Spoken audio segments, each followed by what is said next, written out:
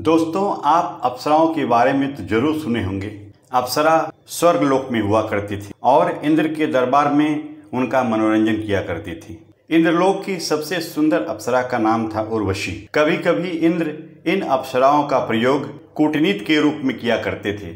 जब कोई तपस्वी या कोई साधु या कोई भी संत तपस्या करते थे, तब उनके तपस्या को भंग करने के लिए यह अप्सराओं का प्रयोग किया करते थे। आज हम आपको देवलोक की सबसे सुंदर अप्सरा उर्वशी के बारे में बताने जा रहे हैं। उर्वशी का जन्म कैसे हुआ और वह पृथ्वी लोक पर एक राजा के ऊपर कैसे मोहित हो गई, आज हम इसी कहानी को आपको सुना रहे हैं। पौराणिक मान्यताओं के अनुसार विष्णु के अवतार नर और नारायण हिमालय में तपस्या कर रहे थे। इंद्र को अपना सिंहासन डोलने का डर सताने लगा।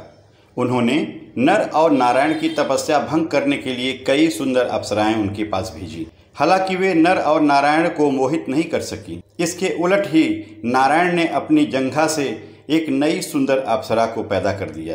इसी अप्सरा का नाम उर्वशी पड़ा। यह अप्सरा उन्होंने इंद्र को दे दी। उर्वशी ने इंद्रलोक की खूबसूरती में चार चांद लगा दिए। उसकी अदाओं से इंद्र मोहित हुआ करते थे। एक बार इंद्र के दरबार की एक सुंदर अप्सरा उर्वशी स्वर्ग की जिंदगी से उब गई थी और कुछ समय के लिए धरती पर सैर करने के लिए आ गई। उर्वशी को स्वर्ग से ज्यादा पृथ्वी लोक की जिंदगी अच्छी लगने लगी। कुछ दिनों तक पृथ्वी पर रहने के बाद उर्वशी को स्वर्ग लोक लौटना था। उर्वशी अन्य अप्सराओं के साथ स्वर्ग को लौट रही थी। तभी एक राक्षस ने उनका अपहरण कर लिया। पुरुरवा ने राक्षस को उर्वशी का अपहरण करते हुए देख लिया। उसने अपने रथ से राक्षस का पीछा किया और उर्वशी को राक्षस के चंगुल से मुक्त करा लिया। इसी दौरान उर्वशी और पुरुरवा का एक दूसरे से स्पर्श हो गया। पहली बार स्वर्ग की अप्सरा उर्वशी का किसी मानव से स्पर्श हुआ था। उर्वशी के मन में भी पुरुरवा के प्रति आकर्षण उत्पन्न हो गया। वहीं पुरुरवा भी स्वर्गलोक की अप्सरा उर्वशी पर मोहित हो गया था। इसके बाद उर्वशी स्वर्गलोक को चली गई। एक बार स्वर्गलोक में एक नाटक खेला जा रहा था। उस नाटक में उर्वशी को लक्ष्मी देवी का पात्र निभाना था और उसे अपने पति को पुकारना था, लेकिन अपने पति विष्णु को पुकारने की जगह पर उसने पुरुरवा को पुकारा। इससे नाटक खराब हो गया। इस नाटक को भरत मुनि निर्देशित कर रहे थे। यह देखकर वह बहुत क्रोधित हुए कि उनका नाटक खराब हो गया और उन्होंने उर्वशी को श्राप दे दिया। क्योंकि वह एक मानव के प्रति आकर्षित हो गई थी, इसीलिए अब उसे धरती पर ही रहना होगा और मानवों की तरह संतान भी पैदा करनी होगी। अप्सराएं इन सब मानवीय क्रियाकलापों से बिल्कुल अनभिज्ञ हुआ करती थी। उन्हें बिल्कुल नहीं पता था कि बच्चे कैसे पैदा होते हैं और विवाह क्या होता है।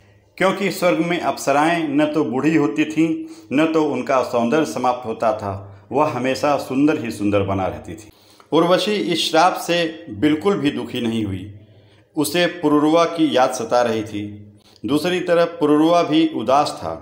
उसने कभी नहीं सोचा था कि स्वर्ग से उतरी एक अप्सरा उससे प्यार करने लगेगी। पुरुरवा की कोई संतान भी नहीं हो रही थी। इसी समय उर्वशी पुरुरवा की खोज करते हुए धरती पर पहुंची।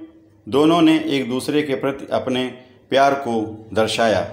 उर्वशी पुरुरवा के साथ पूरी जिंदगी रहने के लिए तैयार हो गई। उर्वशी ने राजा पुरुरवा से कहा कि मैं तुम्हारे साथ विवाह कर सकती हूँ, परंतु मेरी दो शर्तें हैं। यदि तुम उन दोनों शर्तों को मान लो तो मैं तुम्हारी हो जाऊंगी।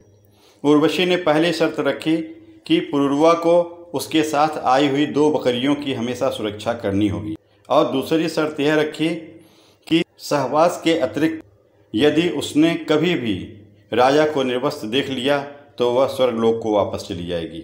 राजा ने उर्वशी की दोनों शर्तें मान ली क्योंकि वह पूरी तरह से उसकी तरफ मोहित हो गया था। यह सब घटनाक्रम देखकर स्वर्गलोक में देवताओं को ईर्ष्या हो रही थी। उर्वशी और पुरुरवा के बीच का यह प्रेम उनसे बर्दाश्त नहीं हो रहा था। उर्वशी के जाने के बाद स्वर्ग में देवता उदास रहने लगे क्योंकि उनका मनोरंजन करने के लिए उर्वशी वहाँ नहीं थी। देवताओं ने उर्वशी और पुरुरवा को अलग करने के लिए एक योजना बनाई।